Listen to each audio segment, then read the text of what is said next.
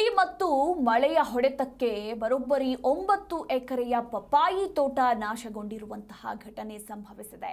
ವಿಜಯನಗರದ ಗುಡೇಕೋಟೆ ಹೋಬಳಿ ವ್ಯಾಪ್ತಿಯಲ್ಲಿ ಈ ಒಂದು ಘಟನೆ ನಡೆದಿರುವಂತದ್ದು. ರೈತ ಸಿದ್ದೇಶ ಅವರಿಗೆ ಸೇರಿದ ಬೆಳೆ ಸಂಪೂರ್ಣವಾಗಿ ನಾಶಗೊಂಡಿದೆ. ಲಕ್ಷಾಂತರ ರೂಪಾಯಿ ನಷ್ಟವಾಗಿದ್ದು ಈಗ ಅನ್ನದಾತ ಕಂಗಾಲಾಗಿದ್ದಾನೆ. ಗಮನಿಸ್ತಾ ಇದ್ದೀರಾ ನೀವು ಕೂಡ ದೃಶ್ಯಾವಳಿಗಳಲ್ಲಿ, ನಿಜಕ್ಕೂ ಕೂಡ ನೋಡಿದ್ರೇನೆ ಹೊಟ್ಟೆ ಉರಿಯುತ್ತೆ. ರೈತನಿಗೆ ಪದೇ ಪದೇ ಈ ರೀತಿ ಯಾಕೆ, ಇನ್ನೇನು ಫಸಲು ಕೈಗೆ ಬರಬೇಕು ಅನ್ನೋ ಅಷ್ಟರಲ್ಲಿ ಅಕಾಲಿಕ ಮಳೆನೋ ಗಾಳಿನೋ ಏನೋ ಒಂದು ಸಂಭವಿಸಿ ರೈತನಿಗೆ ಬೆಳೆ ನಾಶವಾಗಿರುವಂತಹ ಸಂಕಷ್ಟಗಳು ಪದೇ ಪದೇ ಜರುಗ್ತಾ ಇದ್ದು ಈಗ ಅಂಥದ್ದೇ ಘಟನೆ ವಿಜಯನಗರದ ಗುಡೇಕೋಟೆ ಹೋಬಳಿ ವ್ಯಾಪ್ತಿಯಲ್ಲಿ ನಡೆದಿದೆ.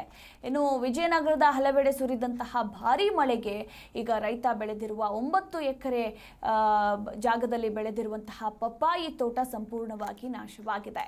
ವಿಜಯನಗರ ಜಿಲ್ಲೆಯ ಕೂಡ್ಲಿಗಿ ತಾಲೂಕಿನ ಗುಡೇಕೋಟೆಯಲ್ಲಿ ಹಾಳಾಗಿರುವಂತಹ ಪಪ್ಪಾಯಿ ತೋಟ ಇದು.